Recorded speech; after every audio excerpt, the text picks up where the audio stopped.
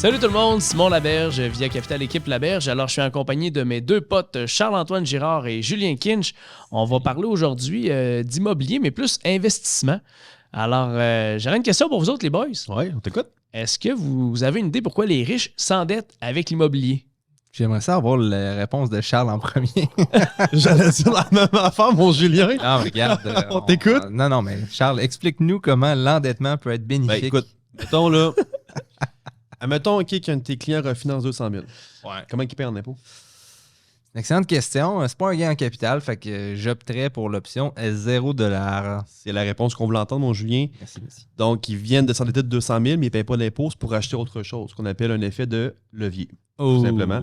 Boom. Fait que c'est une des très bonnes choses que les riches, si on peut le dire entre guillemets, peuvent faire pour augmenter leur parc immobilier sans payer d'impôt.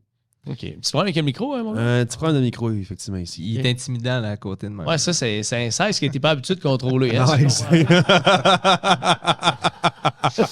OK.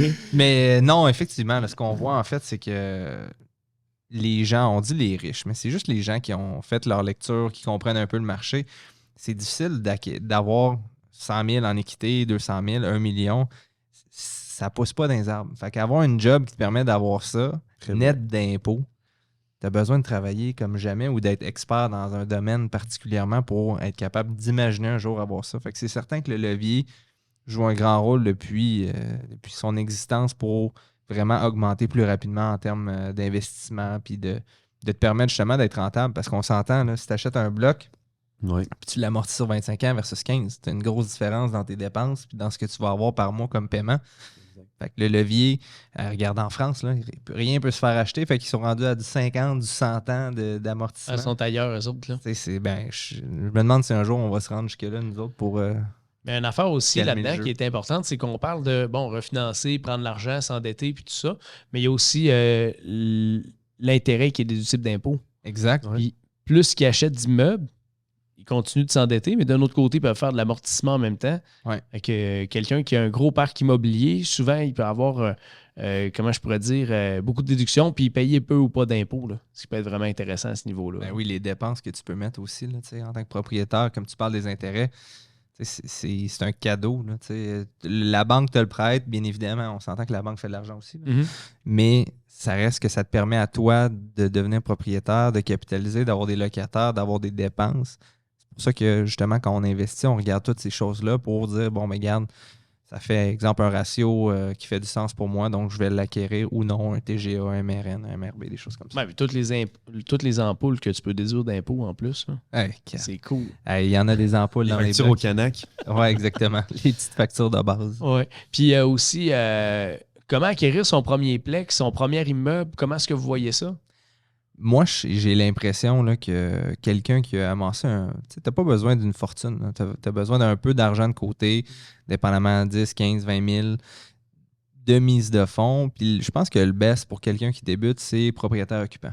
Mhm. Il y a un pourcentage qui est vraiment pas si pire que ça quand tu habites le logement versus du 20% quand tu vas acquérir au niveau non occupant. Donc, un peu à vocation investisseur, là, si on veut. Mais quand tu es occupant, exemple, tu peux avoir du 5%, du 10%, dépendamment du nombre de portes. Mhm. Ça fait toute la différence. Là. Si tu peux amortir un paiement d'hypothèque parce que quelqu'un, une personne, deux personnes, trois personnes paye une portion ou la totalité, ben, tu commences à aller beaucoup plus vite dans ta vie, puis ça accélère ton processus aussi éventuellement à reprendre de l'endettement, que ce soit refinancement ou autre, mais je trouve que c'est la meilleure façon de débuter et d'apprendre aussi c'est quoi la vie d'investisseur, parce qu'il y a des hauts, comme l'argent, ça peut être intéressant, mais il y a des bas comme la gestion, les locataires. Exact, ouais. C'est une vie, là, c'est vraiment un domaine où tu vieillis très rapidement. On a des preuves, moi et Charles, on vieillit plus vite que la moyenne. Ah ouais, comment ça? Bon, regarde, on n'en parlera pas. Là. Nouveau Quand capital. l'angle de la caméra, je ne sais pas si ça porte plus à voir. Ben c'est ça, on a déterminé, là, plus tu vis de stress, là, plus il Plus t'en ça manque. tombe, ouais. Mais plus ça donne que ça va bien tes affaires. ça Fait te donne que, plus de front, mettons. là. Exactement, j'ai Ok. tout qu'un front. Puis Charles, toi de ton côté, tu as des acheteurs qui veulent investir leur première propriété, investir dans un plex, ça a-tu du sens pour toi de leur offrir ça comme un premier achat? Oui, 100%. Puis de toute façon, on sait tous que c'est le premier qui est le plus dur à acheter. Ça, c'est sûr et certain. Mais oui, c'est sûr, je vais toujours les conseiller. Il y a toujours plusieurs façons. Tu sais, il y a des gens qui économisent depuis qu'ils sont très, très jeunes, qui peuvent avoir l'argent depuis X nombre d'années. Il y a des gens qui peuvent se tourner vers la famille pour avoir l'argent aussi. Puis après ça, on peut rembourser avec un refinancement, des choses comme ça. Mais je pense que quand on sait bien conseiller nos clients et qu'on leur propose la bonne propriété selon ce qu'ils veulent, ben, ça va être plus facile aussi pour eux d'embarquer dans un 2, 3, 4e achat et de rembourser les frais de la mise de fonds si elle ne vient pas de leur poche. Puis tu penses quoi de ça, mettons, les gens qui vont peut-être avoir le levier de leurs parents. Là. Si on veut, leur maison peut être payée, on parle des parents, puis là, ils vont endosser les jeunes pour la mise de fonds, tout ça. Es-tu à l'aise avec ça? C'est le plus beau cadeau. Je pense que oui.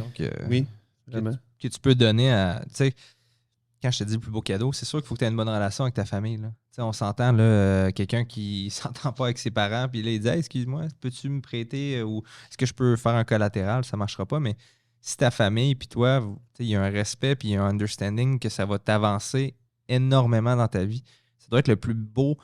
Il y a des gens qui disent à ma retraite, mon enfant va avoir un montant d'argent, mais de le faire vivre durant ton vivant, je pense qu'il n'y a rien de plus wow, puis en même temps, tu peux l'aider, puis tu peux grandir avec lui dans un investissement. Moi, c'est quelque chose que je recommande, mais c'est sûr que oui, avec la business vient des fois des bisbés, fait qu'il faut que tu aies une relation de famille qui est quand même, on va dire, stable. Mais tu amènes un bon point. Souvent, on veut le faire pour la retraite pour nos enfants, ou même des fois, malheureusement, c'est au décès. Ouais. Mais quand on peut le faire, quand nos enfants, exemple, ont, je sais pas, 25 ans pour acheter leur premier plex, puis qu'on peut être là pour eux à 100%, je trouve que c'est optimal. C'est sûr que ton enfant ou l'acheteur, je pense qu'il doit t'amener, mettons, un projet X avec des étapes qu'il veut faire ou qu'il veut amener, puis tu es là pour l'aider au niveau financier. Je vois pas pourquoi on pourrait pas aider notre prochain. C'est comme le devoir. Tu sais, à l'école, ils donnaient des devoirs. Je sais pas, je les faisais pas. Charles non plus. Moi non plus. mais tu sais, imagine à quel point c'est concret puis c'est le fun. Tu as ton enfant, il est allumé, il dit j'aimerais ça habiter dans un plex. Je vais te montrer que je suis capable. Il prépare toutes ses analyses. À quel point il est en train de se former réellement. C'est une fierté, là. Ben, définitivement. Puis tu sais, toi, tu es là, que tu as investi ou non. Toi aussi, tu peux apprendre là-dedans. Puis je trouve que il n'y a jamais d'âge pour commencer à investir. Tu peux le faire n'importe quand. Bien évidemment, comme tu le mentionnes, avec un courtier expérimenté qui peut te guider à travers ça, mais d'avoir le courage de le faire, tu donnes aussi ce leg-là à ton enfant. Là, 100%. de faire le move puis d'être capable de le faire. Là. Moi, ça m'apporte peut-être un autre sujet. Comment faire du cash avec son premier investissement? Mon Dieu. Parle-nous-en, Simon. Comment tu as fait du cash avec ton premier investissement? Parle-nous de toi. OK, ouais. Ben, je peux. Non, mais ce qui est important, peut-être, c'est justement à l'achat, de faire un bon achat dans le secteur, dans un secteur intéressant ou un immeuble qui peut avoir une plus-value. Des fois, tu peux trouver un deal en plus, exemple, un immeuble que tu payes, je sais pas, 500 000, mais il vaut 550, ça peut arriver. Ouais. On a des fois des gens qui, écoute, ils veulent vendre rapidement, puis selon certaines conditions, sont prêts à laisser un montant sur la table pour être sûr d'avoir l'argent tout de suite, sont assurés d'une transaction plus rapide. Ouais. Il y a des opportunités à avoir là-dessus. Puis, tu sais, Simon, ça fait quand même 5 ans que je suis dans l'équipe et on se parle régulièrement. Ce que j'ai appris aussi de toi, comment tu investis, c'est que tu n'es pas pressé. Je pense que la première chose qu'il nous dit dans nos réunions, si vous avez un deal, c'est quelque chose qui sort, je suis prêt, moi, à faire une acquisition. Mais c'est le mindset aussi. T'es pas mon Dieu, j'ai besoin, il faut. Tu es prêt à agir parce que tu sais qu'est-ce que tu fais puis tu sais qu'est-ce que tu recherches. Il y a des gens, justement, qui sont comme je veux investir pour investir. Non, mais tu sais, c'est quoi ton objectif? C'est qu'est-ce que tu vises? Puis quand tu es plus certain de ça, ben c'est là où ça fait plus de sens que se garrocher à gauche, à droite, juste pour dire que j'ai investi puis je suis un investisseur. Mais j'ai une question, Julien, par rapport à ça. Dans un podcast antérieur, on parlait que le meilleur moment pour acheter, c'était hier. Ouais. Est-ce que ça dépend d'où qu'on est rendu dans nos investissements? Tu sais, exemple, Simon, plusieurs portes. Si on prend exemple avec moi, j'en ai 0. Est-ce qu'on doit agir de la même façon, les deux? Ben non, définitivement pas. On ne joue pas sur le même... On va dire, quand tu commences, tu joues aux dames, puis éventuellement, tu joues aux échecs. Okay? Ce que je veux dire par là, c'est pas péjoratif, c'est juste que tu bâtis ton expérience, puis tu bâtis aussi qu'est-ce que tu aimes. Je vais donner un exemple. Il y a des investisseurs qui achètent des 20-30 portes, sont maganés. Maganés, ils font de l'optimisation, puis eux autres, ils n'ont pas peur de faire sortir des locataires, ils n'ont pas peur de gérer ça. Là, okay? C'est toute cette situation-là. Est-ce que tu es ce profil-là d'investisseur? Toi, est-ce que tu veux des condominiums qui sont quasiment tout neuf, clé en main? Tu sais que tu vas avoir un bon revenu puis que ça risque d'être des gens qui vont pas trop te chialer quand tu vas avoir une augmentation de 50$. Si toi, tu es plus à l'aise avec ça, go for it. Je connais des investisseurs qui ont énormément de portes, mais qu'au final, ils font énormément de travail derrière pour optimiser chaque logement, transférer le locataire, augmenter le prix.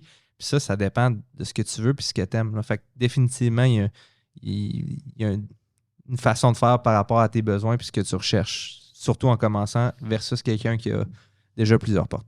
Oui, ça. Moi, je pense que la première job, c'est de voir dans quel secteur tu vas investir. Ouais. Parce que prenons la région de Québec, si tu décides que tu investis, exemple, je sais pas, à Beauport, près des Jeux de Montmorency, c'est une, comment je pourrais dire, c'est une clientèle peut-être un peu moins riche que si on va, exemple, dans le coin de l'université où il y a beaucoup d'affluence, beaucoup de demandes qui est là. Ouais. Fait que tu vas avoir à gérer tes immeubles différemment.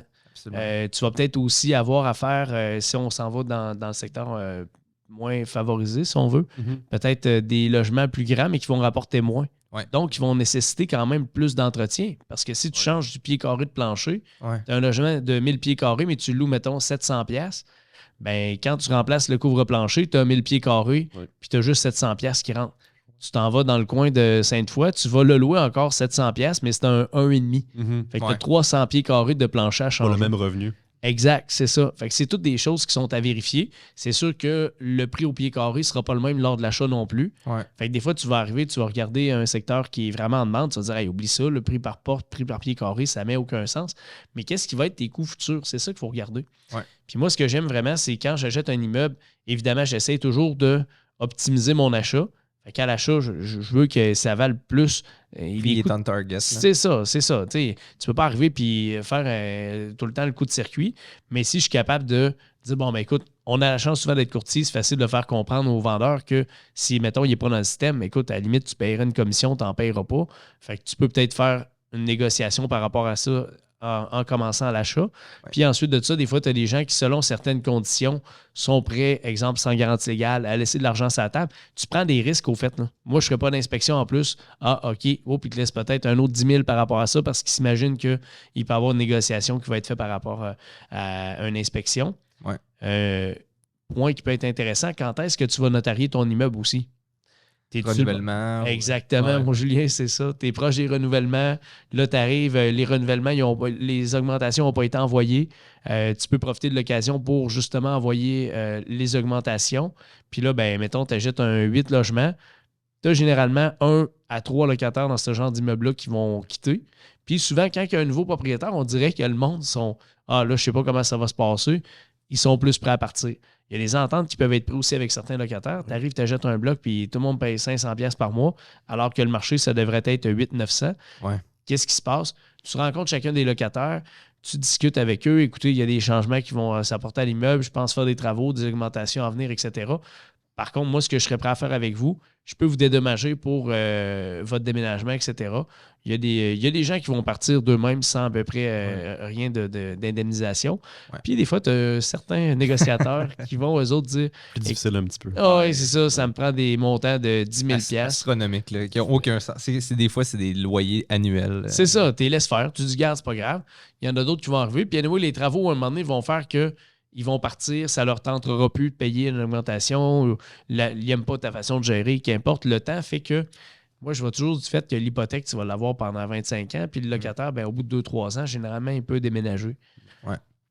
Simon aussi, ce qui m'a appris, en tout cas, quand moi j'ai commencé aussi à investir, c'est qu'il ne vend pas ses logements, ou peu. Parce que il y en a beaucoup qui font comme je vais avoir un projet, finalement je le vends, puis après ça j'achète plus gros, puis là je revends. Mais de conserver aussi ces logements, ça peut être une belle option là, parce que tu capitalises sur tes locataires, puis au fil des années, on s'entend, là, tu peux faire les meilleures rénovations, la meilleure optimisation. En dedans de 20 ans, ce qui prend le plus de valeur, c'est pas ta salle de bain, c'est l'immeuble et le bâtiment. Carrément. Ton terrain. Fait que tu sais, d'avoir ça, puis d'un moment donné, te revirer, justement, tu aurais pu vendre, t'as acheté un 8, mais tu as gardé, tu as acheté un 4. Puis là, ce 2-là a pris de la valeur qui vaut plus que ce que tu as acheté de l'autre bord. Tu sais, je pense que ça dépend de ce que tu veux faire, ta liquidité, le type d'investissement, puis ce que tu es confortable. Parce que, tu sais, à moins que tu le fais à temps plein, puis c'est ça que tu veux faire, il faut que tu calcules aussi la gestion que ça va peut-être te prendre en termes de temps puis d'optimisation. Là, mettons, nous, on est courtier, mais quelqu'un qui écoute, qui travaille, un jeune professionnel ou autre dans d'autres domaines, c'est pas c'est le fun, ça devient mon temps plein après mon premier bloc. Là, ça prend du temps, puis ça prend de l'expérience pour devenir aussi... les locataires, des fois, c'est de la gestion. Là. La gestion, un peu du stress aussi. Hein, Exact. Ouais, que tu veux pas nécessairement. ton téléphone, ça se peut qu'il Ah. sonne à tout moment. Là, il faut que tu vives avec ça, mais il faut que tu Ça prend de calcules. gestion, anyway. Là. Ouais, Je veux dire, éventuellement. Ouais. Nous autres, dans notre domaine, là, on a déjà plein de clients gérés, acheteurs, vendeurs, plein de situations qui font qu'on peut aller dans du développement justement immobilier investisseur qui peut être quand même rapide à certains niveaux. Puis juste pour revenir un peu sur l'optimisation, moi, souvent, je vais avoir des immeubles, écoute, là, ça a été mal géré ou qu'importe, ou juste arriver puis faire du rafraîchissement, la fenestration. Ouais. Tu arrives à des places, là, les petites fenêtres, tu en mets des plus grandes. Ouais. On va arriver, je me rappelle d'un 3,5 que j'avais qui était minuscule là, au niveau des rangements. Là, c'était complètement fou. Puis c'était au 2e étage. Puis quand tu rentrais au rez-de-chaussée de la rue, tu montais l'escalier, puis en ouvrant la porte, tu avais la hauteur plein du plafond là, dans la cage d'escalier que ça devait donner comme 17-18 pieds. Inutilisé. Là. Inutilisé, ben oui. Ouais. Fait que là, sur peut-être je dirais un 5 pieds à peu près, là, j'ai agrandi le garde-robe. Puis c'était rendu un walk-in. Ben oui. OK? On était ailleurs. Là. Ouais, Fait c'est que là, ça. j'ai pu annoncer le logement qui était walk-in, qui n'avait pas de rangement avant. Ouais. Puis là, dans ce logement-là, il y avait un porte-à-faux au-dessus d'une porte cochère. Autrement dit, on passe au travers de l'immeuble pour aller en arrière. Ouais. Puis le plancher, il était toujours froid. Fait que là, qu'importe ce qu'on pouvait mettre comme isolant, et écoute, ça ne faisait pas le job. Ouais. Plancher chauffant. Ouais. Fait que là, tu te retrouves avec walk-in, plancher chauffant. Écoute, on a doublé le loyer, c'est la même affaire. Il était rénové au complet, là. Ouais. Mais on a pu doubler le loyer. Ouais, clairement. Puis juste avec walk-in, plancher chauffant, l'escalier de bois franc, ça fait toute la différence. Puis c'est pas un énorme investissement. Mais tu as des mots-clés T'es pas aussi. ruiné, là, mais C'est ça. t'es C'est allé le fun. chercher la valeur ajoutée Exact. que les gens recherchent. Là, Puis c'est de faire des rénovations stratégiques aussi. Là. Absolument. Puis selon vous autres, c'est quand le temps pour investir? Charles, vas-y donc. Hier. J'aime ça. Hier, Puis pour quelle raison, Charles, hier? Ben, je pense qu'il n'est jamais trop tard. De toute façon, souvent, les gens, moi, ce que je vais parler des clients que j'ai, souvent, ils vont me dire « Ah non, Charles, finalement, il y a un 2-3 000 qui ne me convient pas pour la rentabilité ou autre. » OK, parfait. Mais ils attendent 1 an, 1 an et demi, 2 ans. Mais si jamais ils avaient acheté 2 ans auparavant, là, leurs 2-3 000, là, Ben oui. ça serait une histoire ancienne, on n'en parlerait plus. Là. Ça serait sûrement beaucoup plus que ça aujourd'hui, là, leur rentabilité. Absolument. On a fait, il y a une couple d'années, là, des gars justement qui m'ont emmené le marché, là, c'était fou le bloc. Là. Puis là, on leur disait, là, écoute, oui, d'accord, qu'il vaut, mettons, 100 000 la porte, mais les vendeurs, eux autres, ils demandent tous 108. Alors allons, mettons, à 104. Ouais. Anyway, avec les revenus, tout ça que tu as en cours d'année, Ouais. tu vas être propriétaire de l'immeuble. Puis ben là, on a réussi à leur faire acheter un paquet d'immeubles avec cette façon de voir les choses-là. Ouais. Puis aujourd'hui, là, ben, c'est du monde qui nous rappelle, hey, j'ai l'équité. Puis, Ah ouais, c'est sûr, ouais. Ils ont racheté plein de portes depuis ce temps-là. Là. Exactement. Puis j'ai l'impression que c'est souvent une histoire de, pas de courage, mais tu sais, c'est le premier. Mhm. Tu sais, quand on dit c'est mieux hier qu'aujourd'hui, c'est pas de tout prendre à tout montant ou quoi que ce soit, c'est d'être intelligent, de faire ta recherche, de faire du sens de vie, ce que tu veux comme rentabilité, mais c'est aussi de le faire. De go through, là, de ne pas juste dire ben j'ai le goût, je vais y aller en théorie. Puis malheureusement, dans la vie, tu apprends plus quand tu te pètes la gueule. Ouais. Que si tu restes à la maison et tu fais tous tes calculs, puis ça a l'air économiquement que ça fait du sens, d'apprendre. Puis plus tu es jeune, puis plus tu apprends ça, plus tu avances vite dans la vie au niveau de l'investissement, mais en règle générale, que d'être douillet chez vous puis de dire j'aurais pu.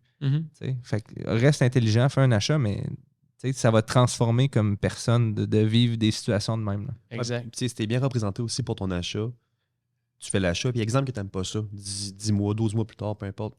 Tu le revends. De le revendre, ben oui. Tu le revends. Tu n'es pas pogné avec. Là. Non, Ça, ça, c'est c'est Fait que fais les bonnes choses, fais-toi bien représenter. Puis si tu n'aimes pas ça, c'est pas plus grave que ça. Là. Exact. définitivement. Yes. Bon, ben les gars, là-dessus, pour ceux qui pensent investir en immobilier, pour vendre ou acheter, contactez-nous au 88 628 37 20 ou encore une fois sur simonlaberge.com.